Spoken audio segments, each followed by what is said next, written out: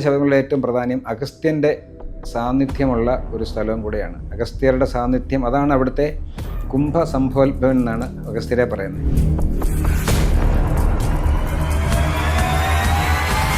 മലദൈവങ്ങൾക്കുള്ള പ്രത്യേകത നമുക്ക് ആർക്കും അറിയാൻ പാടില്ലാത്തതിനേക്കാൾ അതിൻ്റെ അധികാരികളാണ് ശബരിമല. 18 മലകളും 18 മലകളിലെ അധികാരികളും 18 മലകളിലെ ദേവിമാരും കൂടെ ചേർന്ന ഒരു കോംപ്ലക്സ് ആയിട്ടുള്ള സ്ഥലമാണ്. അവിടെ പോയി നമ്മൾ താൽക്കാലികമായിട്ട് അവിടെ പ്രവേശിക്കുന്നുള്ളൂ. പഴയ കാലത്ത് ഈ മകരവിളക്കിൻ്റെ സമയത്ത് മാത്രമേ ആൾക്കാർ പോവുള്ളൂ. സന്നിധാനത്ത് നിരവധിയായിട്ടുള്ള സമാധികൾ ഉണ്ടായിട്ടുണ്ട്. അതിൽ ഏറ്റവും പ്രധാനപ്പെട്ട സമാധി അന്നാണ് ജീവസമാധിയായിട്ട് അയ്യപ്പസ്വാമിയുടെ സമാധിയായിട്ടുള്ള മണിമണ്ഡപം. വേറെ സമാധികളുണ്ടോ? അവിടെ ശബരിമല നിരവധി സമാധികളുണ്ട്. ഒരു ക്ഷേത്രത്തിൽ ഏറ്റവും കൂടുതൽ വേലി കെട്ടി ദേവനെയും ഭക്തരെയും തമ്മിൽ തിരിച്ചിരിക്കുന്ന ലോകത്തിലെ ഏക സ്ഥാനം ശബരിമലയാണ്. ഇപ്പം ഈ ശബരിമല ഇപ്പം പെട്ടെന്നുണ്ടായ ബഹളങ്ങളെല്ലാം ഉണ്ടായിരിക്കുന്നത് ഈ നവഗ്രഹ പ്രതിഷ്ഠയ്ക്ക് ശേഷമാണ്. നവഗ്രഹ പ്രതിഷ്ഠയ്ക്ക് സ്ഥാനം എങ്ങനെ കണ്ടെത്തി എന്നുള്ളത് നമുക്കാർക്കും അറിയത്തില്ല. ആ നവഗ്രഹത്തിനെ പ്രതിഷ്ഠിച്ചിരിക്കുന്ന സ്ഥലം, എൻ്റെ ഒരു കൺസെപ്റ്റിൽ ഞാൻ പറഞ്ഞാൽ ഏതോ ഒരു സമാധിയുടെ മുകളിലാണ് ഈ നവഗ്രഹ പ്രതിഷ്ഠ വന്നിരിക്കുന്നതും ആ സമാധിക്ക് അസ്വസ്ഥമായിട്ടുണ്ട്. ഓക്കെ, നമ്മുടെ വിഷയത്തിലേക്ക് നമ്മൾ വ്യതിരിച്ചു വേണ്ട. ആ അയ്യപ്പ സ്വാമിയുടെ ജീവസമാധി എന്ന് നമ്മളൊക്കെ വിശ്വസിക്കുന്ന അല്ലെങ്കിൽ ആരാധിച്ചു പോരുന്ന മണിമണ്ഡപത്തിന് വേണ്ടുന്ന ശ്രദ്ധ ഉണ്ടായിരുന്നില്ല എന്ന് 2016 ദേവപ്രശ്നത്തിൽ പറയുന്നുണ്ട്. പിന്നീട് വേറെ എന്തൊക്കെയായിരുന്നു? അപ്പോൾ ഈ ദേവപ്രശ്നത്തിൽ ഏറ്റവും പ്രധാനമായിട്ട് പറഞ്ഞിരുന്ന ഒരു കാര്യം വ്യാഴത്തിന് അനിഷ്ടസ്ഥിതി വരിക എന്ന്. വ്യാഴത്തിന് അനിഷ്ടസ്ഥിതി വന്നാൽ ദൈവാധീനം മറഞ്ഞു എന്നുള്ളതാണ് അതിനകത്ത് ഒന്നാമത് പറഞ്ഞിരുന്ന കാര്യം. അതേപോലെ തന്നെ ദേവന് അനിഷ്ടം വരുന്നെന്ന് പറഞ്ഞാൽ അവിടെ നിത്യനിദാനമായിട്ട് നടക്കുന്ന കാര്യങ്ങൾക്ക് ലോപം വന്നു, അതുകൊണ്ടാണ് ദേവന് അനിഷ്ടം വന്നു എന്ന് പറയുന്നത്. അത് സംഭവിച്ചിട്ടുണ്ടെന്നാണ് അതിനകത്തൊരു പ്രധാനപ്പെട്ട കാര്യം പറഞ്ഞിരിക്കുന്നത്. പിന്നെ അഭിഷേകത്തിന് ഉപയോഗിക്കുന്ന വസ്തുക്കൾക്ക് ശുദ്ധി പോരാ എന്നുള്ളൊരു കാര്യം വന്നത് സ്വാഭാവികമാണ്. അത് സ്വാഭാവികമാണ്. എന്തായാലും അത് ഇപ്പോഴത്തെ കാലത്ത് ഇത്രയും ക്വാണ്ടിറ്റി നമുക്കൊരു രാജ്യത്തുണ്ടാക്കാൻ ഉൽപ്പാദിപ്പിക്കാൻ പറ്റുന്ന വസ്തുക്കൾക്ക് നെയ്ക്കൊക്കെ ഒരു പരിമിതിയുണ്ട്.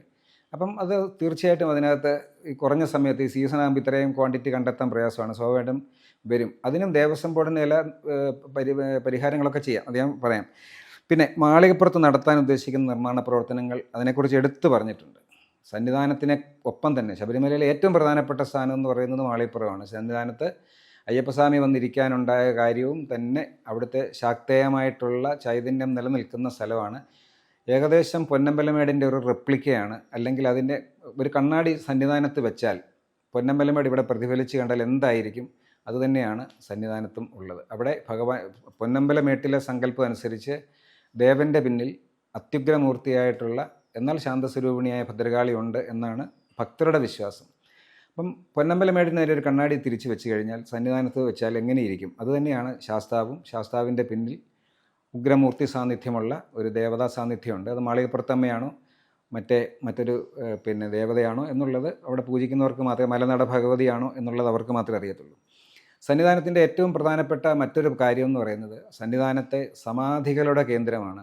സന്നിധാനത്ത് നിരവധിയായിട്ടുള്ള സമാധികൾ ഉണ്ടായിട്ടുണ്ട്. അതിൽ ഏറ്റവും പ്രധാനപ്പെട്ട സമാധി അന്നാണ് ജീവസമാധിയായിട്ട് അയ്യപ്പസ്വാമിയുടെ സമാധിയായിട്ടുള്ള മണിമണ്ഡപം. വേറെ സമാധികളുണ്ടോ? അവിടെ ശബരിമല നിരവധി സമാധികളുണ്ട്. ശബരിമലയെ ആശ്രയിച്ച് ജീവിച്ചിരുന്ന നിരവധി, അവിടെ അതായത് ശാസ്താവിൽ ലയിക്കാൻ പോകുന്ന ആൾക്കാർ അവിടെ നിന്ന് തിരിച്ചു വരത്തില്ല, അവരവിടെ കുടികൊള്ളുകയാണ് ചെയ്യുന്നത്. അപ്പോൾ അത് ജീവസമാധിയായിട്ടും ഉണ്ടായിരിക്കും, അല്ലാത്ത സമാധികളായിട്ടുണ്ടാകും.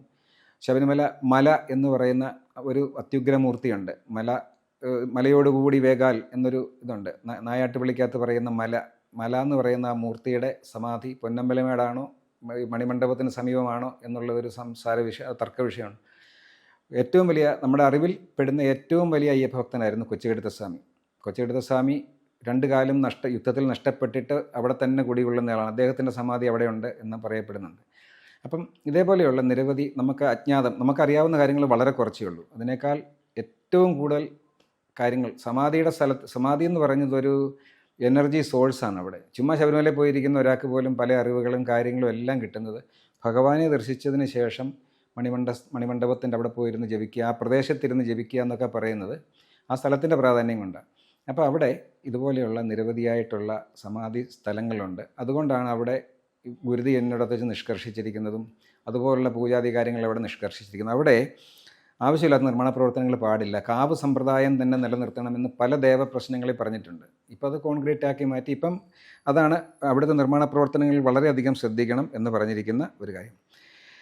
മാളികപ്പുറത്തെ മണിമണ്ഡപം ദേവൻ്റെ മൂലസ്ഥാനമാണ് എന്ന് പറയുന്നൊരു കാര്യം ഇതിനകത്ത് പറഞ്ഞിട്ടുണ്ട്. അത് യാതൊരു തരത്തിലുള്ള അളവോ മാറ്റമോ വരുത്താൻ പാടില്ല. അത് പ്രത്യേകതയുണ്ട്. 2014 കൃത്യമായി പറയുകയാണ്. അത് വളരെ കൃത്യമായിട്ട് പറഞ്ഞിട്ടുണ്ട്. ഭഗവാൻ കുടികൊള്ളുന്ന ആ സ്ഥലത്തിൻ്റെ ഇപ്പം നമ്മുടെ ഒരു സമാധി സ്ഥാനത്തെ സ്പർശിക്കാൻ പാടില്ല എന്നുള്ളതാണ് അതിൻ്റെ ഹിഡനായിട്ടുള്ള മീനിങ്. അത് ജ്യോതിഷപരമായിട്ടോ അല്ലെങ്കിൽ ടെക്നിക്കലായിട്ട് പറയുമ്പം അളവോ ഇതൊന്നും മാറ്റാൻ പാടില്ല, അല്ലെങ്കിൽ നാളെ ഇനി മണിമണ്ഡപം താഴോട്ട് മാറ്റി സ്ഥാപിക്കാൻ പാടില്ലെന്ന് വേറൊരാൾ ചിന്തിക്കാൻ സാധ്യതയുണ്ട്. അതുകൊണ്ടാണ് അത് തൊടാൻ പാടില്ല എന്നുള്ള രീതിയിൽ കൃത്യമായിട്ടത് പറഞ്ഞിരിക്കുന്നത്. പിന്നെ അത് ഒരു പരിധിവരെ അത്രയൊക്കെ അവർക്ക് പറയാൻ പറ്റുള്ളൂ. അവിടെ മലദൈവങ്ങളുടെ സ്ഥാനം യഥോചിതം സൂക്ഷിക്കേണ്ടതാണെന്ന് പറയുന്നുണ്ട്. മലദൈവങ്ങൾക്കുള്ള പ്രത്യേകത നമുക്ക് ആർക്കും അറിയാൻ പാടില്ലാത്തതിനേക്കാൾ അതിൻ്റെ അധികാരികളാണ് ശബരിമല. 18 മലകളും 18 മലകളുടെ അധികാരികളും 18 മലകളിലെയും ദേവിമാരും കൂടെ ചേർന്ന ഒരു കോംപ്ലക്സ് ആയിട്ടുള്ള സ്ഥലമാണ്. അവിടെ പോയി നമ്മൾ താൽക്കാലികമായിട്ട് അവിടെ പ്രവേശിക്കുന്നുള്ളൂ. പഴയ കാലത്ത് ഈ മകരവിളക്കിൻ്റെ സമയത്ത് മാത്രമേ ആൾക്കാർ പോവുള്ളൂ. അതൊക്കെ എല്ലാം നമ്മൾ പല പ്രാവശ്യം ഇവിടെ പല ഡിസ്കഷനിലൊക്കെ പലരും പറഞ്ഞിട്ടുണ്ട്. അപ്പം അവിടെ നമ്മൾ അനധികൃതമായിട്ട് കടന്നു കയറാൻ പാടില്ല, മലദൈവങ്ങൾക്ക് പ്രാധാന്യം കൊടുക്കണം. അയ്യപ്പസ്വാമിയുടെ നിഷ്കർഷയാണ് ഇത് കേട്ടോ. ദേവപ്രശ്നത്തിൽ കാണുന്നതെന്ന് പറഞ്ഞാൽ ഈ പ്രശ്നം വെച്ചവരുടെ നിഷ്കർഷയല്ല, അയ്യപ്പസ്വാമിയുടെ കാര്യമാണ്. അദ്ദേഹമാണ് ഈ പറഞ്ഞിരിക്കുന്നത്. എൻ്റെ അടുത്തിരിക്കുന്ന മലദൈവങ്ങൾക്ക് അത്രമേൽ പ്രാധാന്യം അവിടെ കൊടുക്കണം, അവിടെ എൻട്രി ചെയ്യാൻ പാടില്ല, അവിടെ അവരെ സൂക്ഷിക്കണം എന്നുള്ള കാര്യങ്ങളെല്ലാം അതിനകത്ത് പറഞ്ഞിരിക്കുന്നത്. പിന്നെ ഭസ്മക്കുളം ആവരണം ചെയ്തിട്ടുള്ളത് അത്യന്തം ദോഷകരമാകുന്നു, അത് പറഞ്ഞിട്ടുണ്ട്. ഭസ്മക്കുളം നമുക്കറിയാം, ഭസ്മക്കുളം ഒരാവശ്യമില്ലാതെ മനുഷ്യർക്ക് നടക്കണം എന്നുള്ള ഒരു കൺസെപ്റ്റ് കൊണ്ട് മാത്രം അവിടുന്ന് മാറ്റിയതാണ്. പഴയ ഭസ്മക്കുളം ഇപ്പോഴത്തെ അയ്യപ്പ സേവാ സംഘം ഓഫീസിൻ്റെ വാതിക്കൽ സ്ലാബിട്ട് മൂടിയിട്ടുണ്ട്. ഇപ്പോഴും ഉണ്ട്, അവിടെ വെള്ളം ചിലവേണേ എടുക്കാം, ഇപ്പോഴും ഉണ്ട്, സ്ലാബിൻ്റെ അടിയിലുണ്ട്. അത് വഴി നടക്കുന്ന വഴിയായതുകൊണ്ട് ഇത്രയും ലക്ഷക്കണക്കിന് ആൾക്കാർ വരുമ്പോൾ സൗകര്യാർത്ഥം മാറ്റി സ്ഥാപിച്ചതാണ്. അപ്പം അതൊരു സ്ഥാനത്തല്ലെന്നും പിന്നെ പറഞ്ഞിപ്പം വേറെ കുഴിക്കാനൊക്കെ തുടങ്ങി, അതൊക്കെ തെറ്റാണ്. പിന്നെ അതിനിടയ്ക്ക് എനിക്കൊരു കാര്യം പറയാനുള്ളത്, ഇപ്പോൾ ഈ ശബരിമല ഇപ്പം പെട്ടെന്നുണ്ടായ ബഹളങ്ങളെല്ലാം ഉണ്ടായിരിക്കുന്നത് ഈ നവഗ്രഹ പ്രതിഷ്ഠയ്ക്ക് ശേഷമാണ്. നവഗ്രഹ പ്രതിഷ്ഠയ്ക്ക് സ്ഥാനം എങ്ങനെ കണ്ടെത്തിയെന്നുള്ളത് നമുക്കാർക്കും അറിയത്തില്ല. ആ നവഗ്രഹത്തിനെ പ്രതിഷ്ഠിച്ചിരിക്കുന്ന സ്ഥലം, എൻ്റെ ഒരു കൺസെപ്റ്റിൽ ഞാൻ പറഞ്ഞാൽ ഏതോ ഒരു സമാധിയുടെ മുകളിലാണ് ഈ നവഗ്രഹ പ്രതിഷ്ഠ വന്നിരിക്കുന്നതും ആ സമാധിക്ക് അസ്വസ്ഥമായിട്ടുണ്ട്. ഇപ്പം മണിമണ്ഡപം നാളെ മാറ്റി അതിന് മേളിലൊരു ക്ഷേത്രം പ്രതിഷ്ഠിച്ച് എങ്ങനെയിരിക്കും എന്ന് പറയുന്നത് പോലെ ഈ പർട്ടിക്കുലർ അവിടെ നോക്കിയുള്ള കഴിഞ്ഞ ജൂലൈ മാസത്തിലും മറ്റാന്ന് തോന്നി നവഗ്രഹത്തിനെ ജൂലൈയിലാണ് പ്രതിഷ്ഠിച്ച്. അതിന് ശേഷമാണ് അന്ന് മുതൽ അന്നത്തെ ഒരു പോലീസ് ഉദ്യോഗസ്ഥൻ വന്ന് വിവാദത്തിൽപ്പെട്ടു. ഓരോരോ കാര്യങ്ങളിങ്ങനെ വന്നു. അതിനുശേഷം തുടർന്ന് വിവാദമാണ്. തുടർന്ന് വിവാദങ്ങളെല്ലാം. മീനക്കൂറിലോ നവഗ്രഹത്തിൻ്റെ സ്ഥാനം, നവഗ്രഹങ്ങളെ പ്രതിഷ്ഠിക്കുന്നത് നമ്മൾ ഈശാന കോണിൽ നവഗ്രഹങ്ങളെ പ്രതിഷ്ഠിക്കാം എന്നുള്ളൊരു വിധിയുണ്ട്. അതിൻ്റെ ഓരോ ഗ്രഹങ്ങൾക്കും പൊസിഷനുണ്ട്. സൂര്യൻ ഇന്ന ദിക്കിലിരിക്കണം, ചന്ദ്രൻ ഇന്ന ദിക്കിൽ, നവഗ്രഹങ്ങൾക്കും സ്ഥാനമുണ്ട്. പിന്നെ വേറൊരു കൺസെപ്റ്റും കൂടെ. പ്രപഞ്ചത്തിൽ സദാ സഞ്ചരിച്ചുകൊണ്ടിരിക്കുന്ന ഗ്രഹങ്ങളാണ് ഈ നവഗ്രഹങ്ങൾ. ഓരോ സെക്കൻഡിലും, ഓരോ മൈക്രോ സെക്കൻഡിലും ഇവരുടെ പൊസിഷൻ മാറിക്കൊണ്ടിരിക്കും. അവരെ ഒരു സ്ഥലത്ത് പിടിച്ച് പ്രതിഷ്ഠിക്കാൻ പറ്റുമോ എന്നൊരു ചോദ്യമുണ്ട് ജ്യോതിഷപരമായിട്ട്. അതിന് ഉത്തരവുണ്ട്. എന്താണെന്ന് വെച്ച് കഴിഞ്ഞാൽ ചില പ്രത്യേക സ്ഥലങ്ങളിൽ പ്രത്യേക സ്ഥലങ്ങൾ, പ്രത്യേക ധാന്യങ്ങൾ, അങ്ങനെ നവഗ്രഹങ്ങൾക്ക് പ്രാധാന്യമുള്ള സ്ഥലങ്ങളുണ്ട്. അവിടെ അവരെ പ്രതിഷ്ഠിക്കാം. ഇപ്പം അതിനെ അവലംബിച്ചുകൊണ്ട്, അതിനെ ഫോളോ ചെയ്തുകൊണ്ട് പല ക്ഷേത്രങ്ങളിൽ നവഗ്രഹങ്ങളെ പ്രതിഷ്ഠിക്കാറുണ്ട്. ശബരിമലയിൽ നവഗ്രഹ പ്രതിഷ്ഠയുടെ ആവശ്യമില്ലാത്തൊരു സ്ഥലമാണ് ശരിക്കും പറഞ്ഞാൽ. ഇതെല്ലാം കാലാകാലങ്ങളിൽ ആൾക്കാരെ ആഡ് ചെയ്തതാണിത്. ഇങ്ങനെ മനസ്സിലായില്ലേ? അതാണ് ഈ അതായത് എനിക്ക് തോന്നുന്നു ഈ ശബരിമലയിൽ സ്ഥപതികൾ പലരുണ്ട്. ഇതില് ആരോ പറഞ്ഞു കൊടുത്തൊരു സ്ഥലത്ത് പ്രോപ്പർ സ്ഥലത്തല്ല. അല്ല, ഞാൻ പറയുന്നത് മറ്റുള്ള സ്ഥലങ്ങളിലെ പോലെയല്ല. നമ്മൾ ശബരിമല പ്രതിഷ്ഠിക്കുമ്പോൾ ഈ പ്രത്യേകിച്ച് ഈ മണിമണ്ഡപത്തിൻ്റെ പരിസര പ്രദേശങ്ങളിൽ എന്ത് നിർമ്മാണം നടത്തുമ്പോഴും വളരെ സൂക്ഷിക്കണം. അതുമായിട്ട് ബന്ധപ്പെട്ട ആൾക്കാരുടെ അഭിപ്രായം കൂടെ ചോദിക്കണം. അവർക്ക് പാരമ്പര്യമായിട്ട് അറിയാമായിരിക്കുമല്ലോ. ഉദാഹരണമായി ഇപ്പോൾ രതീഷ് അയ്യപ്പക്കുറുപ്പ്, അദ്ദേഹത്തിനോട് ചോദിച്ചാൽ ഒരുപക്ഷെ ഇവിടെ നവഗ്രഹത്തിനെ പ്രതിഷ്ഠിക്കാൻ പറ്റുമോ ഇല്ലത് അവർക്ക് ചിലപ്പം രഹസ്യമായിട്ടുള്ള ഉപദേശങ്ങൾ എന്തെങ്കിലും കാണും. ഈ നവഗ്രഹത്തിനെ പ്രതിഷ്ഠിച്ചിരിക്കുന്നത് ഏതോ സമാധിയുടെ പുറത്താണ്. അതാണ് ഈ അസ്വസ്ഥത മുഴുവൻ. സമാധി വിഷമത്തിലാണിപ്പം എന്നാണ് ഞാൻ മനസ്സിലാക്കുന്നത്. ഇപ്പോൾ ഈ 2016 ഈ ദേവപ്രശ്നത്തിൽ അങ്ങ് പറഞ്ഞ ഒരു കാര്യങ്ങളും മാറ്റി ചെയ്തിട്ടില്ല എന്നുള്ളതാണ്. അതൊന്നും ചെയ്യാനുള്ള സാവകാശം കിട്ടിയിട്ടില്ല. സാവകാശം കിട്ടാനില്ല. ദേവപ്രശ്നം വെറുതെ നടത്തിപ്പോവാണ്, ഇതിന് പരിഹാരം ചെയ്യുന്നത്. ആദ്യം ഞാൻ പറഞ്ഞത്. ഇപ്പം ദേവപ്രശ്നത്തിനൊരു ജ്യോതിഷപരമായിട്ട് പറഞ്ഞാൽ ഒരു അതായത് ഈ ചെല്ലുന്ന ആൾക്കാരൊക്കെ പ്രഷ്ടാക്കളെന്നാണ് പറയുന്നത്. ദൈവജ്ഞനെ ക്ഷണിക്കാൻ ചെല്ലുന്നതിന് നാളും തിഥിയും പക്കം ഒന്നും നോക്കാൻ പാടില്ല. സാറിന് ഇപ്പം നമ്മളൊരു ജ്യോത്സ്യനെ വിളിക്കാൻ പോയി കഴിഞ്ഞാൽ കലണ്ടറിൽ നോക്കും, ഞായറാണോ തിങ്കളാണോ അഷ്ടമിയാണോ. അങ്ങനെ ഒന്നും നോക്കാൻ പാടില്ല. ഇവൻ ചെല്ലുന്ന സമയം വെച്ച് അവരൊരു ഗണിതം എടുക്കും. ഇവിടെ അമ്പലത്തിൽ വന്നിരിക്കുന്ന സമയത്തല്ല. ഞാൻ പ്രത്യേകിച്ച് പേരെടുത്ത് പറഞ്ഞില്ലെങ്കിലും ഒരു മുൻ ദേവസ്വം ബോർഡ് പ്രസിഡന്റ് അതിപ്രഗത്ഭനായിട്ടുള്ളൊരു ദൈവജ്ഞൻ്റെ അടുത്ത് ചെന്നു. അദ്ദേഹം അവരെ സ്വീകരിച്ചിരുത്തി ശബരിമലയിലെ ദേവപ്രശ്നത്തിന് ക്ഷണിക്കാനാണ് ചെന്നത്. എന്നിട്ട് അദ്ദേഹം തന്നെ പറഞ്ഞിട്ടുണ്ട്, സംസാരമധ്യേ അദ്ദേഹം പറഞ്ഞിട്ടുണ്ട്, ദൈവജ്ഞൻ വളരെ പ്രശസ്തനായിട്ടുള്ള ആളാണ്. പറഞ്ഞ ആൾ തന്ത്രിയുടെ പേര് വേണമെങ്കിൽ ജ്യോത്സ്യൻ, അദ്ദേഹം പറവൂർ ശ്രീധരൻ തന്ത്രിയായിരുന്നു. അദ്ദേഹത്തിനെ കാണാൻ ചെല്ലുകയും പോയ ദേവസ്വം ബോർഡ് പ്രസിഡന്റിൻ്റെ പേര് നമ്മൾ വ്യക്തികളെ ഹത്യ ചെയ്യുന്ന കാര്യമില്ലാത്തതുകൊണ്ട് പറഞ്ഞാൽ ആദ്യം കാഷ്വൽ ടോക്കിൽ അദ്ദേഹം പറഞ്ഞത്, പിന്നെ അദ്ദേഹത്തിനോട് പറഞ്ഞു, തിരുമേനി എൻ്റെ വീട്ടിലെ കാര്യങ്ങൾക്ക് ആകെപ്പെടെ പ്രശ്നമാണ് എന്നുള്ളൊരു വാക്കാണ് പറഞ്ഞത്. പറവൂർ ശ്രീധരൻ തന്ത്രി പ്രശ്നമധ്യേ അദ്ദേഹം എടുത്തു പറഞ്ഞു, ഈ ദേവസ്വം ബോർഡ് മുഴുവൻ സ്വാർത്ഥ ചിന്താഗതിക്കാരാണെന്ന് പറഞ്ഞു. അതെന്തുകൊണ്ടാണെന്ന് തർക്കം വന്നപ്പോൾ അദ്ദേഹം പറഞ്ഞു, എന്നെ ക്ഷണിക്കാൻ വന്നവരാദ്യം പറഞ്ഞത് എൻ്റെ വീട്ടിൽ മുഴുവൻ പ്രശ്നമുണ്ടെന്നാണ്. ആ ഒറ്റ വാക്കിൽ നിന്ന് ഒരുപാട് കാര്യങ്ങൾ വ്യാഖ്യാനിച്ചെടുത്തു. ഉദാഹരണം ഞാൻ പറഞ്ഞത്, ഇപ്പോൾ ചെല്ലുമ്പോൾ ജ്യോത്സ്യനെ കാണാൻ ചെല്ലുമ്പോൾ പറയുന്ന ആദ്യത്തെ വാക്ക്, ചെന്ന് നിൽക്കുന്ന രാശി, അല്ലെങ്കിൽ അവരുടെ അംഗസ്പർശം, തലയിലാണോ താടിയിലാണോ എവിടെയാണോ തൊടുന്നത്, അവരുടെ രീതി, ഇതെല്ലാം കൊണ്ട് ദേവപ്രശ്നം എന്ന് പറഞ്ഞാൽ ഒരു സിമ്പിൾ പ്രോസസ്സല്ല, അത് വളരെ ഡീറ്റെയിൽഡ് ആയിട്ടുള്ള ഒരു പ്രോസസ്സാണ്. ആ പ്രോസസ്സിൽ കൂടി ഈ കാര്യങ്ങളെല്ലാം കണ്ടുപിടിക്കാൻ പറ്റും. ഉദാഹരണം ഞാൻ പറഞ്ഞാൽ ഇങ്ങനൊരു സംഭവം ഉണ്ടായി. അപ്പം ഇത് ശബരിമലയിൽ ഇപ്പം നടക്കുന്ന പല ദേവപ്രശ്നങ്ങളും വെറുതെ ഒരു ദേവപ്രശ്നം നടത്തി പരിഹാരമില്ല. ദേവപ്രശ്നം നടത്തി എന്നുള്ള കാര്യം ശരിയാണ്. പിന്നെ ഇത് ദൈവജ്ഞരെ നിശ്ചയിക്കുന്നത് എങ്ങനെയാണെന്ന് അറിയത്തില്ല, അല്ലെങ്കിൽ അതിന് രഹസ്യ സ്വഭാവത്തോടു കൂടിയാണ്. ദേവപ്രശ്നങ്ങൾ നടത്തുമ്പം എല്ലാവരും കൂടിച്ചേർന്നിരുന്ന്, ഇപ്പോൾ ചെല്ലുന്ന പലർക്കും എല്ലാം അറിയാമെങ്കിൽ പാടില്ലെങ്കിലും കുറച്ചൊക്കെ അറിയാൻ പറ്റുമായിരിക്കും. അവരിവിടെ തർക്കിച്ചാണ്. തർക്കിക്കുക എന്ന് പറഞ്ഞാൽ വാഗ്വാദം നടത്തുമല്ല.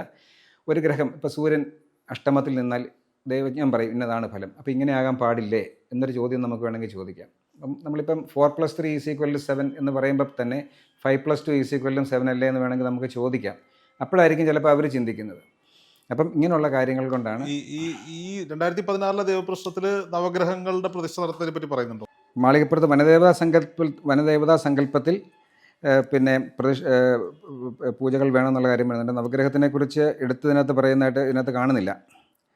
നവഗ്രഹത്തിനെക്കുറിച്ച് എടുത്ത് പറയുന്ന രീതി കാണുന്നില്ല ഇതിനകത്ത്, കേട്ടോ.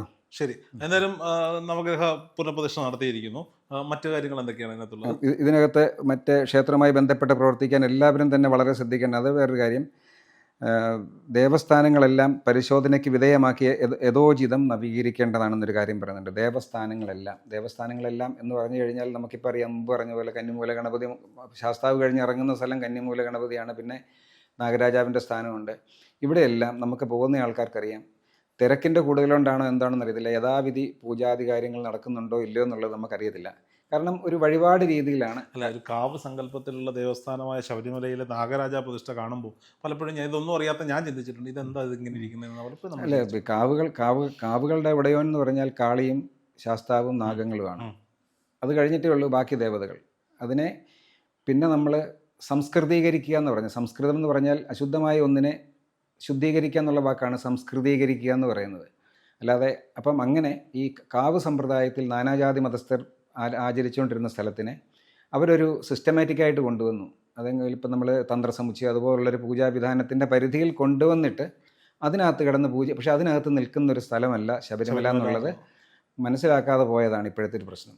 മനസ്സിലായില്ലേ? ഇപ്പം നമുക്ക് 18-ാം പടിയിൽ ബലി തൂകുന്നു. അതൊക്കെ ഏത് സിസ്റ്റത്തിൻ്റെ അടിസ്ഥാനത്തിലാണ് എന്നുള്ളത് അവർക്ക് കിട്ടിയിരിക്കുന്ന ഉപദേശം അനുസരിച്ചായിരിക്കും. പക്ഷേ ഒരു കാവ് സമ്പ്രദായം നിലനിൽക്കുന്ന ഒരു സ്ഥലത്ത് ഈ പറയുന്ന പോലെയുള്ള കാര്യങ്ങൾക്കൊന്നും പ്രാധാന്യമല്ല. നിലപാട് തറയെ പറ്റി എന്തെങ്കിലും ഉണ്ടോ? നിലപാട് തറ എന്ന് പറയുന്നത് ശബരിമലയുടെ ഏറ്റവും പ്രധാനപ്പെട്ട സ്ഥലമാണ്. ശബരിമലയുടെ 18-ാം പടി നമ്മൾ ഇപ്പം ഭക്തർ ചെല്ലുന്നതിൻ്റെ കാലം മുതലല്ല, വളരെ പൗരാണിക കാലം മുതലേ ഇപ്പം ഈ മലയരയരും ചോല നായ്ക്കരങ്ങ് അതുപോലുള്ള ആൾക്കാർ അവരുടെ വാർഷിക ലവി സമർപ്പിക്കുന്ന സ്ഥലമാണ് നിലപാട് തറ എന്ന് പറയുന്ന സ്ഥലം. ഇപ്പം നമ്മളാണെങ്കിൽ ശബരിമലയ്ക്ക് കാണിക്ക ഇടുന്നത് പോലെ പഴയ കാലത്ത് അവർക്ക് കാട്ടു തേനായിരിക്കും, ചിലപ്പോൾ അവർക്ക് അവിടെ നിന്ന് കിട്ടുന്ന എന്തെങ്കിലും വസ്തുക്കളായിരിക്കും, ശർക്കരയായിരിക്കും, അവരുടെ ചിലപ്പോൾ ഈ പിന്നെ വരിനെല്ലായിരിക്കും, അതുപോലുള്ള കാര്യങ്ങളൊക്കെ ദേവന് കൊണ്ട് സമർപ്പിക്കുക എന്നുള്ളൊരു രീതിയുണ്ട്. അത് പഴയ ബുക്കുകളിലൊക്കെ രേഖപ്പെടുത്തിയിട്ടുണ്ട്. നൂറ്റാണ്ടല്ല 1800-കളിൽ പ്രസിദ്ധീകരിച്ച ബുക്കിലൊക്കെ രേഖപ്പെടുത്തിയിട്ടുണ്ട്. ആ കാലത്ത് യുവതികളും മറ്റും, അതായത് കാട്ടുചോല നായ്ക്കർ അതുപോലുള്ളവർ അവിടെ വരെ വേണമെങ്കിൽ, ശാസ്താവാണ്, അയ്യപ്പസ്വാമി വന്നിട്ടില്ല അതിന് മുമ്പുള്ള കാര്യം, അവിടെ വരെ ചെന്ന് അവരുടെ എല്ലാ കാര്യങ്ങളും സമർപ്പിച്ചുകൊണ്ടിരുന്ന ഒരു സ്ഥലമാണ് ഈ നിലപാട് തറ എന്ന് പറയുന്നത്. പിന്നെ നിലപാട് തറയ്ക്ക് പ്രാധാന്യം വരുന്നത് അയ്യപ്പസ്വാമി ജീവസമാധി ആയതിനു ശേഷമാണ് നിലപാട് തറയ്ക്ക് പ്രാധാന്യം വരുന്നത്. നിലപാട് തറ 18-ാം പടി ശ്രീകോവിൽ അയ്യപ്പസ്വാമിയുടെ മൂലസ്ഥാനം, ഇതെല്ലാം പരസ്പരം ഇൻ്റർ കണക്റ്റഡ് ആണ്.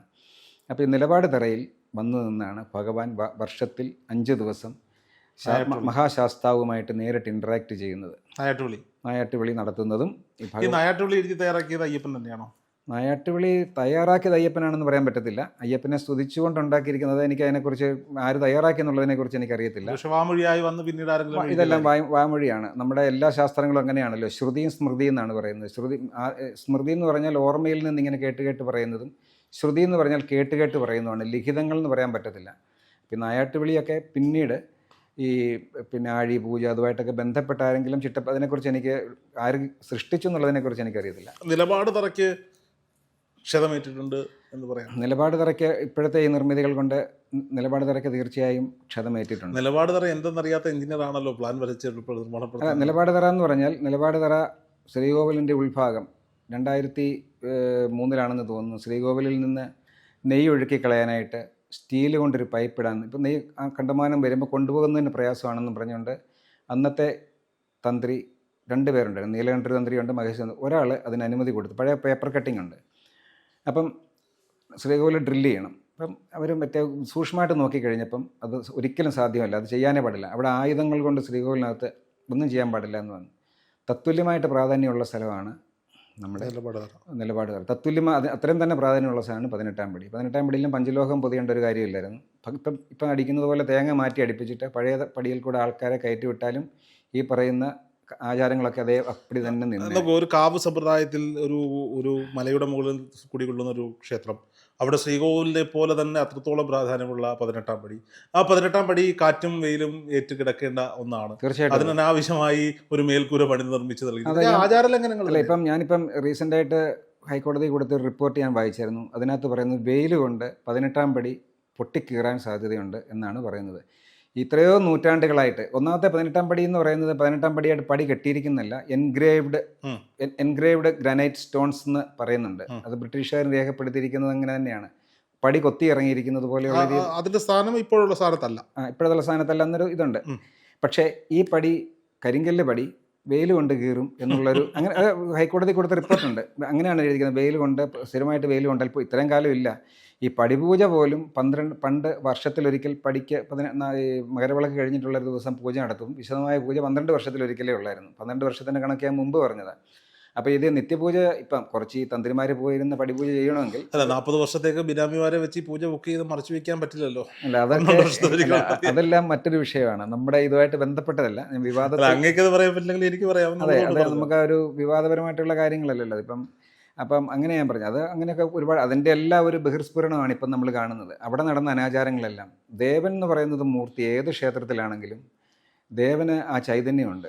ഈ ക്ഷേത്ര സങ്കേതങ്ങളിൽ ആചാരങ്ങൾക്കും വിശ്വാസങ്ങൾക്കും അപ്പുറത്തേക്ക് ഭംഗിക്കും പ്രൗഢിക്കും വേണ്ടി പ്രാധാന്യം കൊടുക്കുന്നതിൻ്റെ ഒരു ആഫ്റ്റർ എഫക്ട്സ് ഉണ്ടാകുന്നുണ്ട്. തീർച്ചയായിട്ടും അത് പ്രശ്നം. നിലപാട് തറയിലും ഈ തൂണുകളുമായി ബന്ധപ്പെട്ട് ക്ഷതമേൽപ്പിച്ചു. തീർച്ചയായിട്ടും അത് വ്യത്യാസം ഉണ്ടാകും. കാരണം ഇപ്പം ഞാൻ എന്ന് പറയുന്ന വ്യക്തിക്ക് എനിക്ക് ചേരുന്ന വസ്ത്രവിധാനങ്ങളുണ്ട്. ഇപ്പം ഞാനതല്ലാത്ത വേറൊരു വസ്ത്രവിധാനം ധരിച്ചു കഴിഞ്ഞാൽ വളരെ ഓക്വേർഡായിട്ട് തോന്നും. ഉദാഹരണം പറഞ്ഞാൽ, ദേവൻ്റെ ശരീരമാണ് ദേവാലയം. ആ ദേവാലയത്തിന് ഇന്ന രീതിയിൽ ദേവനാണ് പ്രാധാന്യം. ദേവനെ കഴിഞ്ഞിട്ടേ മറ്റൊരാളുള്ളൂ അവിടെ. മനസ്സിലായില്ലേ? ഇപ്പം ഇന്ത്യൻ പ്രസിഡൻറ്റിൻ്റെ അച്ഛൻ അവിടെ കയറി ചെന്ന് കഴിഞ്ഞാലും 2ാം സ്ഥാനമേ ഉള്ളൂ. ഇന്ത്യൻ പ്രസിഡൻറ്റിൻ്റെ അച്ഛൻ ഒരിക്കലും ഇന്ത്യൻ പ്രസിഡൻറ്റിൻ്റെ കസേര കയറി ഇരിക്കാൻ പറ്റത്തില്ല. അല്ലെങ്കിൽ നരേന്ദ്രമോദി അദ്ദേഹത്തിൻ്റെ അച്ഛൻ വന്നു കഴിഞ്ഞാൽ ആ ചെയർ കയറി ഇരിക്കാൻ പറ്റത്തില്ല. കാരണം ആ പോസ്റ്റിനാണ് പ്രാധാന്യം. എന്ന് പറയുന്ന പോലെ ദേവന് പ്രാധാന്യം. ആ ദേവനെ മൂലബിന്ദുവാക്കിക്കൊണ്ട് വേണം മറ്റുള്ള നിർമ്മാണ പ്രവർത്തനങ്ങളെല്ലാം ചെയ്യാൻ. അത് എല്ലാ തന്ത്രസമുച്ചയത്തിൽ കൃത്യമായിട്ട് പറഞ്ഞിട്ടുണ്ട്. ദേവനെ അഹിതമായിട്ട് തോന്നുന്നു അതുകൊണ്ടാണ് ചിലപ്പോൾ നമ്മളതിൽ വീടൊക്കെ വെക്കുമ്പം, ക്ഷേത്രത്തിൻ്റെ അടുത്ത് വീട് വെക്കുമ്പം 2 നില വീട് വെക്കാൻ പറ്റുമോ എന്ന് നമ്മൾ നോക്കുന്നത്. കാരണം ദേവൻ്റെ ചൈതന്യം 4 വശത്തോട്ടും പ്രസരിച്ചുകൊണ്ടിരിക്കുക. അതിന് വിഘാതമാകുന്ന ഒരു നിർമ്മാണ പ്രവർത്തനങ്ങളവിടെ പാടില്ല എന്ന് കൃത്യമായിട്ട് പറയുന്നുണ്ട്. ഇപ്പോൾ ശബരിമലയിൽ നിർമ്മാണങ്ങൾ മൊത്തം അഹിതത്തിലുള്ള നിർമ്മാണങ്ങളല്ലേ, അത് കൺവീനിയൻസ് ആണ് നോക്കുന്നത്. ഞാൻ ഇതുമായിട്ട് ബന്ധപ്പെട്ട് ഒരുപാട് തന്ത്രിമാരോടൊക്കെ സംസാരിച്ചായിരുന്നു. ഏറ്റവും അത്യാവശ്യമായിട്ട് ചോദിച്ചത്, ഈ ഒരു ക്ഷേത്രത്തിൽ ചെന്നാൽ ദേവന് ഏറ്റവും അത്യാവശ്യമായിട്ട് വേണ്ട ദേവനെ പ്രദക്ഷിണം ചെയ്യുക എന്നുള്ളതാണ്. ദർശനം കഴിഞ്ഞാൽ പ്രദക്ഷിണമാണ്. ആ പ്രദക്ഷിണം വലത്തോട്ട് തിരിഞ്ഞ്, ശിവക്ഷേത്രത്തിലാണെങ്കിൽ പകുതി വഴിയും പകുതി ആൻറ്റി ക്ലോക്ക് വൈസായിട്ട്. ശബരിമലയിൽ ഇപ്പം ഭക്തർക്ക് പ്രദക്ഷിണം പോയിട്ട് ഒന്നും ചെയ്യാൻ പറ്റത്തില്ല. അതിന് ഞാൻ താഴമൺ തന്ത്രിയല്ല, വേറൊരു പ്രധാനപ്പെട്ട തന്ത്രിയോട് ചോദിച്ചപ്പോൾ അദ്ദേഹം പറഞ്ഞത്, നമുക്കവിടെ വരുന്ന ആൾക്കാരെ മുഴുവൻ തൊഴിയിച്ച് വിടുക എന്നുള്ളതാണ് പ്രൈം. അതാണ് പ്രധാന ലക്ഷ്യം. ദർശനവും ബാക്കിയുള്ള കാര്യങ്ങളൊക്കെ പിന്നീട്. അതുകൊണ്ടാണ് ഇത്രയും വേലി കെട്ടിയിരിക്കുന്നത്. അപ്പോൾ ഞാൻ ചോദിച്ചു അങ്ങനെയാണെങ്കിൽ ടെമ്പററി വേലി കെട്ടിയാൽ പോരെ എന്ന് ചോദിച്ചു. അപ്പോൾ അദ്ദേഹം എന്നോട് പറഞ്ഞു എനിക്കത് പറയാൻ അർഹതയില്ല, ദേവസ്വം ബോർഡുകാരോട് തന്നെ. ഒരു ക്ഷേത്രത്തിൽ ഏറ്റവും കൂടുതൽ വേലി കെട്ടി ദേവനെയും ഭക്തരെയും തമ്മിൽ തിരിച്ചിരിക്കുന്ന ലോകത്തിലെ ഏക സ്ഥാനം ശബരിമലയാണ്. പക്ഷേ ഗുരുവായൂർ പോലും നമുക്ക് ശ്രീകോവിലിന് ചുറ്റും പ്രദക്ഷിണം വെക്കാം. ഇത്രയും ഇത് കൂടുതൽ ആൾക്കാർ വരുന്ന സ്ഥലമാണല്ലോ, ഏത് ക്ഷേത്രത്തിൽ വേണമെങ്കിലും ചെന്ന് വയ്ക്കും. ഇത് പക്ഷേ ശബരിമല ചെന്ന് കഴിഞ്ഞാൽ നമുക്ക് മൊത്തം നിയന്ത്രണങ്ങളാണ്. ദേവനെ ഒന്ന് പ്രദക്ഷിണം വെക്കാനുള്ള ഫെസിലിറ്റി ഇല്ല. അത് അവിടുത്തെ ഒരു ഏറ്റവും വലിയ, അതിന് ഇറങ്ങിത്തിരിച്ച് 2 പേരുണ്ട്. ഒന്നൊരു പോലീസ് ഉദ്യോഗസ്ഥനായിരുന്നു, മറ്റൊരു എക്സിക്യൂട്ടീവ്. 2 പേരുടെയും ജീവിതം പിന്നീട് ആകെ പ്രശ്നത്തിലായിപ്പോയി. അന്നത്തെ ശബരിമല പിന്നെ ആ ഒരു വ്യക്തിയുണ്ട്. അവർക്ക് അത് നമ്മൾ ദേവനെ അങ്ങനെ വേർതിരിക്കാൻ പാടില്ല. ഭക്തന് അയ്യപ്പസ്വാമി ഏറ്റവും വേലി കെട്ടാൻ ഇറങ്ങി പുറപ്പെട്ടോ, വേലി കെട്ടി തിരിക്കണം എന്ന് പറഞ്ഞ ഒരു പോലീസ് ഉദ്യോഗ വേലി കെട്ടി തിരിച്ചത് പുള്ളിയാണ്. അദ്ദേഹത്തിൻ്റെ 2ാമത്തെ പ്രപ്പോസലായിരുന്നു ശബരിമലയുടെ പടി വീതി കൂട്ടണമെന്ന്. അതിനായിട്ട് ദേവപ്രശ്നം വെക്കാൻ തുടങ്ങിയപ്പോൾ തന്നെ നീലകണ്ഠര് തന്ത്രി പറഞ്ഞു അത് കഴിഞ്ഞുള്ള ബാക്കി കാര്യം ചിന്തിച്ചാൽ മതി. കാരണം അവർ ക്രൗഡ് കൺട്രോളിംഗ് ആണ് അവർ ചിന്തിച്ചത്. ഒരു മിനിറ്റിൽ 60 പേര് കയറുന്നതിന് വരെ 120 പേര് കയറാൻ പടി വീതി കൂട്ടാൻ പാടില്ല. എനിക്കൊന്നു അലക്സാണ്ടർ ജേക്കബ് ഐപിഎസുമായി ഞാനെടുത്ത ഇന്റർവ്യൂവിൽ ഇത് അദ്ദേഹവും പറയുന്നുണ്ട്, പടി വീതി കൂട്ടാം. അദ്ദേഹം കുറെ ചരിത്ര രേഖകളൊക്കെ ഉദ്ധരിച്ച് പണ്ട് പടി മറ്റെടുത്തായിരുന്നു, വേറെ കാര്യമൊന്നും ഇല്ലാതെ കൂട്ടണം എന്ന് അദ്ദേഹം പറയുന്നുണ്ട്. അപ്പം അങ്ങനെയുണ്ട്. അപ്പം നമ്മളത് അത് ഒന്നാമത്തെ നിർമ്മിതി. 2 ഇപ്പം ഉണ്ടായിരിക്കുന്ന ഫ്ലൈ ഓവർ, ഭക്തരി എന്നാൽ നേരെ കയറുന്നത് ദേവൻ്റെ മുകളിലോട്ടാണ് കയറുന്നത്. ദേവൻ്റെ ശിരസിനും മുകളിലാണ് ഫ്ലൈ ഓവർ വന്നിരിക്കുന്നത്. അത് ഒരു പിന്നെ നിർമ്മിതി, അതായത് തെറ്റായ നിർമ്മിതി. എനിക്ക് അങ്ങനെയുള്ള നിർമ്മാണങ്ങൾ ഇപ്പോൾ ഉടുപ്പിയിൽ ചെന്നാലും മുകളിൽ അല്ല ഞാൻ പറഞ്ഞത് ശബരിമലയുടെ ഉടുപ്പി എന്നുള്ളതിനേക്കാളും വ്യത്യസ്തമായിട്ട് ശബരിമലയുടെ ഒരു കൺസെപ്റ്റിലാണ് ഞാൻ പറയുന്നത്. ഇതൊന്നും പിന്നെ ഇത്രയും ആൾക്കാർ വരുന്ന സ്ഥലത്ത് തെറ്റാന്നല്ല ഞാൻ പറഞ്ഞത്, കൺവീനിയൻസ് ആണ് അവരെപ്പോഴും നോക്കുന്നത്. പക്ഷേ ശബരിമലയുടെ കൺസെപ്റ്റ് വെച്ച് നോക്കുമ്പം ഇതെല്ലാം തെറ്റ് തന്നെയാണ്. അവിടെ ഭക്തനെ വേർതിരിക്കുകയാണ്. ഇപ്പം ഏറ്റവും ലേറ്റസ്റ്റായിട്ട് ഇപ്പം തൊട്ട് മുമ്പുള്ള ദേവസ്വം ബോർഡ് ഒരാവശ്യമില്ലാതെ കൊടിമര ചോട്ടിൽ നിന്ന് ഭക്തരെ പഴയ പോലെ കയറ്റിവിടാം എന്ന് പറഞ്ഞത് നല്ല കാര്യമാണ്. പക്ഷേ ഇപ്പോൾ ചെന്ന് നോക്കിക്കാണാം, കൊടിമരവും മൂർത്തിയുമായിട്ട് വേദിക്കുന്ന പോലെ വലിയ 2 കാണിക്കവഞ്ചി ഉണ്ടാക്കി വെച്ചിട്ടുണ്ട്. നമ്മൾ കയറി പോകുമ്പോൾ 2 കാണിക്കവഞ്ചി വെച്ചിട്ടുണ്ട്. അത് ഇപ്പോൾ പോകുമ്പോഴും കാണാം. നമ്മൾ പ്രധാന വാതിലിൽ നിന്ന് കൊടിമരത്തിൻ്റെ ചോട്ടിൽ നിന്ന് കയറുമ്പം വേദം പോലെയാണ് വെച്ചിരിക്കുന്നത്. സോപാനവും ഇതും കൂടെ ഒരു ഇത്രയും വീതിയുള്ള കാണിക്കവഞ്ചി വെച്ചിട്ടുണ്ട്. അപ്പോൾ അതിൻ്റെ അർത്ഥം എന്നാ, കാണിക്ക സമർപ്പിക്കേണ്ടത് എപ്പോഴാണ്? ഭക്തൻ ദേവനെ തൊഴുതതിന് ശേഷം, തൃപ്തിയായതിനു ശേഷം നമ്മുടെ ഒരു ഇത് നീ എന്നെ കണ്ടില്ലെങ്കിലും വേണ്ടില്ല, കാണിക്കർപ്പിച്ച് പൊക്കോ എന്ന് പറഞ്ഞിട്ടാണ് അവിടെ കാണിക്കവഞ്ചി ഉണ്ടാക്കിയിരിക്കുന്നത്. നമ്മൾ പറഞ്ഞു വന്ന നിലപാട് തറയെക്കുറിച്ചാണ് പറഞ്ഞു വന്നത്. നിലപാട് തറയുടെ പൗരാണികതയും നിലപാട് തറയുടെ പ്രാധാന്യവും അറിയാതെ, അതിനെക്കുറിച്ച് അറിയാവുന്നവരോട് ചോദിക്കാതെയാണ് അവിടെ ഈ നിർമ്മാണ പ്രവർത്തനം ഉണ്ടാക്കിയിരിക്കുന്നത്. അത് ആര് പറഞ്ഞാലും ആരതിനെ എതിർത്താലും അത് ഈ നിർമ്മാണം തെറ്റാണ്. അതേ ഡ്രില്ല് ചെയ്തോ ഇല്ലയോ എന്നുള്ളതല്ല പ്രശ്നം, നിലപാട് തറ ഫ്രീ ആക്കി വിടുക എന്നുള്ളതാണ് ഏറ്റവും പ്രധാനം. ഓക്കെ, ഇത് ഏത് പോയിന്റിലാണ് ഈ പറയപ്പെടുന്ന കാരാഗൃഹവാസം, മാനനഷ്ടം? ദേവപ്രശ്നത്തിലെ 12ാം ഭാവം കൊണ്ടാണ് ഈ തന്ത്രിയുടെ സ്ഥാനവും അതേപോലെയുള്ള ക്ഷതം സംഭവിച്ചത്. ദേവപ്രശ്നത്തിൽ ഓരോ ഭാവത്തിനും ഓരോതുണ്ട്. 12ാം ഭാവത്തിൽ തീരെ ദുർബലമായിട്ടുള്ള വിധികൾ വന്നപ്പം ഇതിൽ ഇടപെടുന്ന ആൾക്കാർക്ക് അപമൃത്യു ഉണ്ടാകാം. അത് അപമൃത്യു സംഭവിച്ചു. സന്നിധാനത്ത് 2 വർഷം മുമ്പ് അറിയായിരിക്കും, ഇവരുടെയൊക്കെ ഒരു സുഹൃത്തായിരുന്നു, കഴിഞ്ഞിട്ട് മുമ്പിലത്തെ സീസൺ തുടങ്ങി 3ാമത്തെ ദിവസം രാംകുമാർ എന്ന് പറഞ്ഞുള്ള സന്നിധാനത്ത് അവിടെ വെച്ച് ഒരു മരണം സംഭവിച്ചു. ഒരിക്കലും ശബരിമലയുടെ 18ാം പടിക്ക് മുകളിൽ അങ്ങനെ ഒരു മരണം സംഭവിച്ച ചരിത്രം എനിക്കുണ്ടെന്ന് എനിക്ക് തോന്നുന്നില്ല. പിന്നെ ഈ തന്ത്രി അടക്കം പലരും കാരാഗ്രഹത്തിലേക്ക് പോയി. അതെല്ലാം സംഭവിച്ചിരിക്കുന്നത് ഈ 12ാം ഭാവത്തിൻ്റെ ചിന്ത കൊണ്ടാണ് അവരത് കൃത്യമായിട്ട് അതങ്ങനെ പറഞ്ഞത്. പിന്നെ ഈ എൻ്റെ ഇപ്പോഴും ഉറച്ച വിശ്വാസം, ഈ നവഗ്രഹത്തിനെ പ്രതിഷ്ഠിച്ചിരിക്കുന്ന സ്ഥലം അത് ഉറപ്പായിട്ടും അതൊരു മറ്റൊരു സമാധിയാണ്. അതിൻ്റെ മുകളിലാണ് ഇത് സ്ഥാപിച്ചിരിക്കുന്നത്. ദേവപ്രശ്നം അനിവാര്യമാകുന്നു. ദേവപ്രശ്നം എന്ന് പറഞ്ഞു കഴിഞ്ഞാൽ ദേവപ്രശ്നമല്ല കേട്ടോ, ഇത് ദേവപ്രശ്നവും അതിൻ്റെ പരിഹാര ക്രിയകളും. ദേവപ്രശ്നം എന്ന് പറയുന്നത് ശബരിമലയിൽ നടത്തുകയാണെങ്കിൽ തീർച്ചയായിട്ടും ഒരു ജ്യോത്സ്യന്മാരുടെ പാനലെടുത്ത് ശബരിമല മേൽശാന്തിയെ നറുക്കെടുക്കുന്നത് പോലെ ഒരു 15 ജ്യോത്സ്യന്മാർ, പ്രഗത്ഭരായിട്ടുള്ള 15 ജ്യോത്സ്യന്മാരുടെ പേരെടുത്തിട്ട് ഭഗവാന്റെ മുമ്പിൽ കാണിക്കിടണം. എനിക്ക് തോന്നുന്നു എന്തായാലും രാഷ്ട്രീയ ചിന്തകളില്ലാത്ത ജയകുമാർ സാർ IAS തലപ്പത്തിരിക്കുന്നത് കൊണ്ട് അതിലൊരു മായം കലരുമെന്ന് തോന്നുന്നില്ല ആ സെലക്ഷൻ. അല്ല ഞാൻ പറഞ്ഞു സെലക്ഷൻ അല്ല, ഞാൻ പറഞ്ഞു അതും ഇപ്പം ശബരിമല സ്വാമി അയ്യപ്പൻ ഒരു സിനിമ നിർമ്മിക്കാൻ മെറിലാൻഡ് സ്റ്റുഡിയോ തീരുമാനിച്ചപ്പം അന്നത്തെ പ്രഗത്ഭരായിട്ടുള്ള തിരക്കഥാകൃത്തുക്കളാണ് ശാരംഗപാണി, ഗോവിന്ദൻകുട്ടി, അങ്ങനെ കുറേ പേരുടെ തർക്കം വന്ന് ആരെഴുതണം. അന്ന് ഇവരുടെയൊക്കെ സ്ഥിരം എഴുതി കൊടുക്കുന്ന ആൾക്കാരങ്ങനെയാണ്. അപ്പം ശ്രീകുമാരൻ തമ്പി വളരെ ചെറുപ്പമാണ്. അപ്പം ഈ P. സുബ്രഹ്മണ്യത്തിന് തന്നെ സംശയം വന്നു ആരെ കൊണ്ട് തിരക്കഥ എഴുതിക്കണമെന്ന്. അത് ചരിത്രമാണ്. അത് എല്ലാവരുടെയും പേരെഴുതി ഭഗവാന്റെ മുമ്പിൽ നറുക്കിട്ടെടുത്തത് ശ്രീകുമാരൻ തമ്പിയുടെ പേരാണ്. അദ്ദേഹത്തിൻ്റെ എന്ന് പറയുന്നത് പോലെ പ്രഗത്ഭരായിട്ടുള്ളൊരു ജ്യോത്സ്യന്മാരുടെ പാനൽ ഉണ്ടാക്കിയിട്ട് ഭഗവാന്റെ ഹിതമല്ലേ നോക്കേണ്ടത്, എനിക്ക് ഇന്നാരെ കൊണ്ട് നോക്കിച്ചാൽ മതി, ജയകുമാർ സാർ ചെയ്തോട്ടെ. അതിൽ നിന്ന് തിരഞ്ഞെടുക്കപ്പെടുന്ന എത്ര ജ്യോത്സ്യന്മാരെ വേണം, 5 പേരുടെ പാനൽ വേണമെങ്കിൽ അതെടുക്കുക. അതെടുത്തിട്ട് അവരെ കൊണ്ട് പബ്ലിക്കായിട്ട് ദേവപ്രശ്നം നടത്തുക. അത് മുഴുവൻ വീഡിയോ ഷൂട്ട് ചെയ്യണം. ദേവപ്രശ്നം മുഴുവൻ വീഡിയോ പബ്ലിക്കിന് കാണാൻ പറ്റണം. എല്ലായിടത്തും ടെലികാസ്റ്റ് ചെയ്യണമെന്നല്ല ഞാൻ പറഞ്ഞു, അതിനെ മൊത്തം ക്യാമറയിൽ ടെലികാസ്റ്റ് ചെയ്യണം. സാധാരണക്കാരുടെ പണം കൊണ്ടല്ലേ ഇതുണ്ടാകും. അതല്ല ഞാൻ പറഞ്ഞു, എല്ലാവർക്കും ഇതിനോട് താല്പര്യം കാണത്തില്ല. പക്ഷേ താല്പര്യമുള്ളവർ കണ്ടോട്ടെ. അത് ഇപ്പോൾ ചെയ്തിട്ട് തർക്കിക്കാൻ ബാക്കിയുള്ള ജ്യോത്സ്യന്മാർ വന്നോട്ടെ. ഈ 15 ജ്യോത്സ്യന്മാരുണ്ടല്ലോ, തർക്കിക്കാന്ന് പറഞ്ഞാൽ ഈ മുമ്പ് ഞാൻ പറഞ്ഞ സ്ഥിതി, അതിനവർ വന്നോട്ടെ. അവരെയും കൂടെ ഇരുത്തി തർക്കിച്ച് ഇതിൻ്റെ കാര്യം. ഇപ്പം ചുമ്മാ ഒരാൾ പറഞ്ഞ് വിഗ്രഹത്തിൻ്റെ പുറകെ കേടുണ്ടെന്ന് പറഞ്ഞു കഴിഞ്ഞാൽ ശരി കേടുണ്ട് നന്നാക്കിക്കൊന്ന് തന്ത്രി പറയുന്ന സ്ഥിതിയല്ല. എന്തുകൊണ്ട് അങ്ങനെ കേടെന്ന് നിങ്ങൾ പറഞ്ഞു, എന്താണ് അതിൻ്റെ കാരണം, അങ്ങനെയാണ് ഇങ്ങനെ ചിന്തിക്കാൻ പാടില്ല, അങ്ങനെ തർക്കിക്കല്ല. നമുക്ക് പ്രശ്നശാസ്ത്രത്തിൽ പ്രശ്നമാർഗ്ഗത്തിൽ അതിനെക്കുറിച്ച് വിശദമായിട്ട് പറയുന്നുണ്ട്. അപ്പോൾ അതനുസരിച്ച് ഒരു കൺക്ലൂഷനിലെത്തണമെങ്കിൽ ഈ അധികാരികളും ഇതിപ്പോൾ ശബരിമല തന്ത്രി അല്ലാത്ത, ശബരിമല തന്ത്രി വേണം, അതുകൂടാതെ തന്ത്രിമാരുടെ ഒരു പാനലും അവിടെ സന്നിഹിതരായിരിക്കണം. കാരണം എല്ലാവർക്കും എല്ലാ അറിവും തികഞ്ഞവരായിരിക്കണം എന്നില്ല. പ്രത്യേകിച്ച് ഇപ്പോഴത്തെ തന്ത്രിമാർ വളരെ ചെറുപ്പമാണ്. പിന്നെ ഇപ്പം നമ്മൾ ആരെയും കുറ്റം പറയുന്നില്ല, അവരുടെ എല്ലാവരുടെയും പഠനങ്ങൾക്ക് പരിമിതിയാണ്. അപ്പം അത് ഈ പറഞ്ഞതുപോലെ കുറേ തന്ത്രി വര്യന്മാരെ കേരളത്തിൻ്റെ വടക്കേറ്റം മുതൽ തെക്കേറ്റം വരെയുള്ള ആൾക്കാരെ വിളിച്ചിരുത്തി അവരെയും കൂടെ ഉൾപ്പെടുത്തി ഒരു വിശദമായിട്ടൊരു ദേവപ്രശ്നം നടത്തി ആ ദേവപ്രശ്നത്തിൻ്റെ ഒരു കൺക്ലൂഷൻ എത്തുന്നതായിരിക്കും നല്ലത്. അതിന് പരിഹാരം, ദേവപ്രശ്നത്തിന് വേറൊരു കാര്യമുണ്ട്.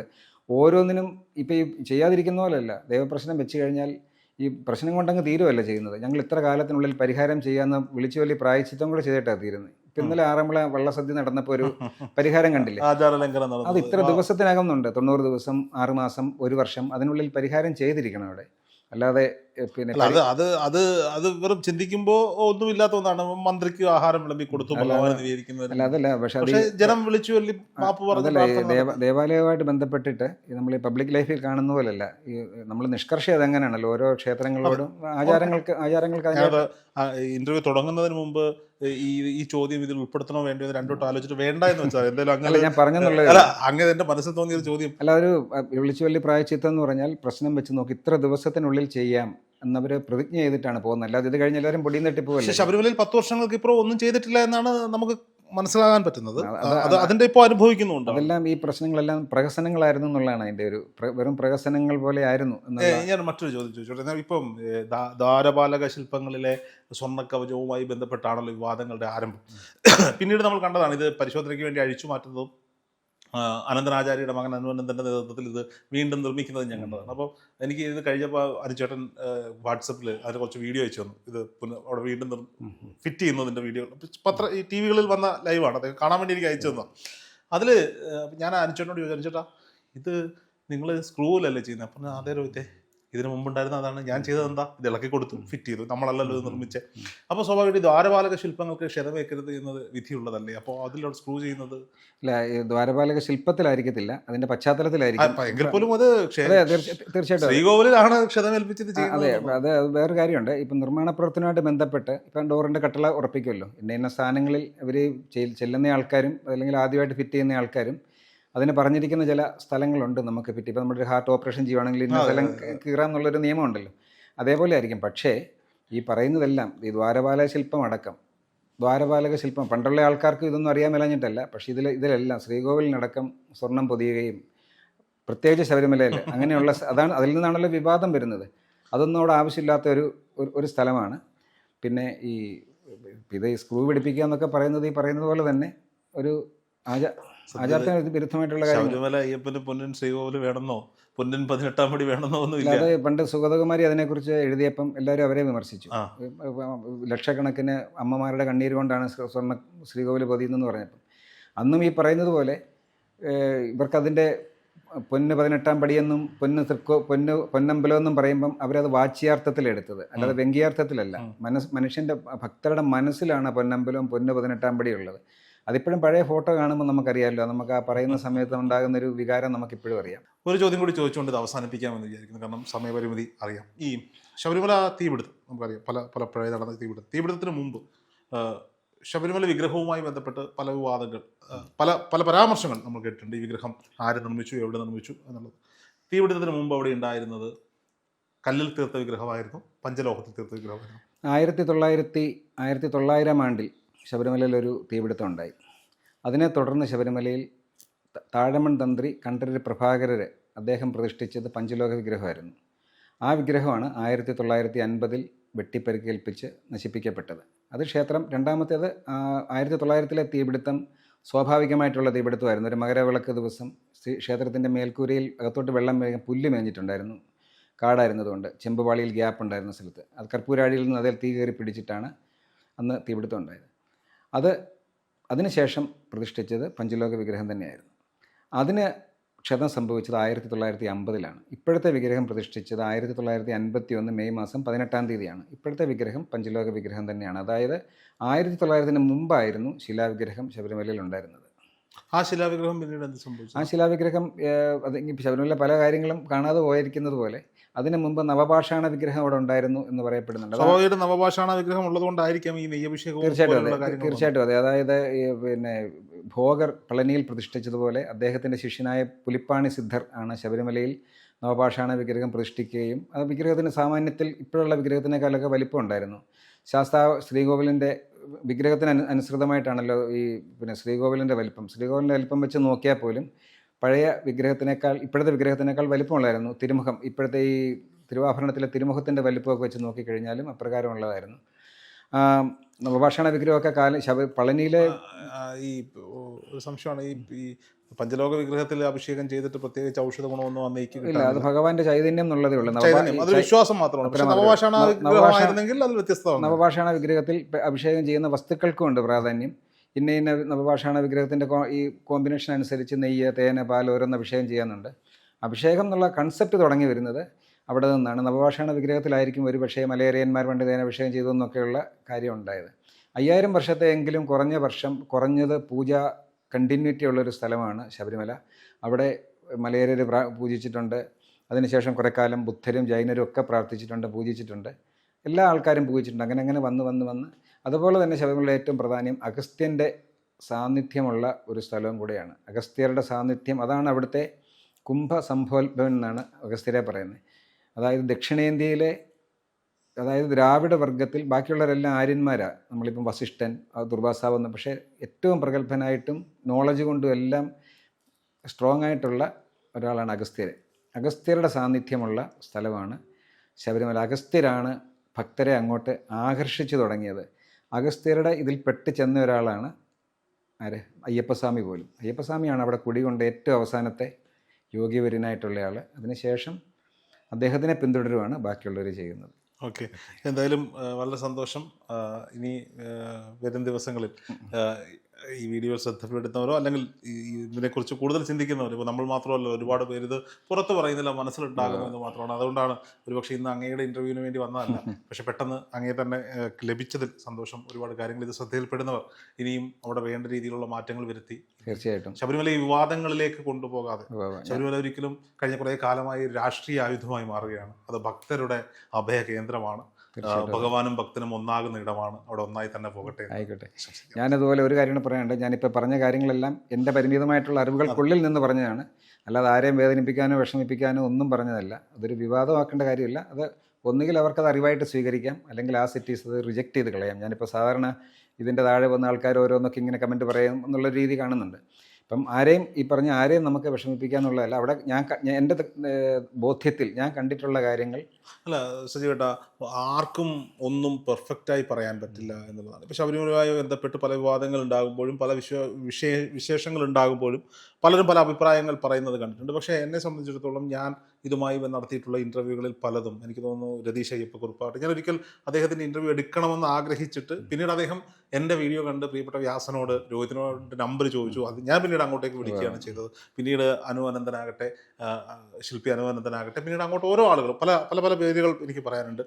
അവസാനം അലക്സാണ്ടർ ജേക്കബ് സാർ പറഞ്ഞ കഥകൾ ഒരിക്കൽ ക്യാമറ ഓഫ് ചെയ്ത് വെപ്പിച്ചിട്ട് എന്നോട് പറഞ്ഞു തന്ന കഥകൾ അന്ന് ക്യാമറയ്ക്ക് മുന്നിൽ പറയില്ല എന്ന് പറഞ്ഞ് പോയിട്ട് പിന്നീട് ഒരു ദിവസം പെട്ടെന്ന് എന്നെ വിളിച്ചിട്ട് നിനക്കിത് ടെലികാസ്റ്റ് ചെയ്യാനുള്ള ധൈര്യമുണ്ടോ എന്ന് എന്നോട് ചോദിച്ചാണ്. അന്ന് ഒരുപാട് പേർ കമൻറ്റ് ചെയ്തതിൽ ഇവൻ എന്തോ ശബരിമലയ്ക്കെതിരെ പ്രവർത്തിക്കുന്ന ചാനലാണ് എന്ന് പറഞ്ഞവരുണ്ട്. നമ്മുടെ ലക്ഷ്യം ഇത്രയേ ഉള്ളൂ ചേട്ടാ, ആളുകളുടെ കയ്യിലിരിക്കുന്ന അറിവുകളെ ജനങ്ങളിലേക്ക് എത്തുക. നമുക്കൊരു ഭക്തൻ എന്നുള്ള നിലയ്ക്ക് നമുക്ക് അയ്യപ്പസ്വാമിയുടെ മാത്രമേ കമ്മിറ്റ്മെൻ്റ് ഉള്ളൂ. അയ്യപ്പസ്വാമിയുടെ ബോധ്യത്തിൽ നിന്നുകൊണ്ടുള്ള സംസാരമാണ് ഞാൻ സംസാരിച്ചത് കേട്ടോ. അല്ല ചേട്ടാ, അതല്ലേ ഉള്ളൂ. നമ്മൾ ചിന്തിക്കുന്ന ഇത്രയേ ഉള്ളൂ. പല അറിവുകളെ ജനങ്ങളിലേക്ക് എത്തുക, അതിൽ നല്ലതിനെ അതെ. ജനം തേടി സ്വീകരിക്കുക. കണ്ടെത്താം. തീർച്ചയായിട്ടും. ഭഗവാനാണല്ലോ ഇതെല്ലാം തീരുമാനിക്കുന്നത്. തീർച്ചയായിട്ടും അതെ. ഓക്കെ, സന്തോഷം. സ്വാമി ശരണം. സ്വാമി സ്വാമി ശരണം. ശരണം. അയ്യപ്പ.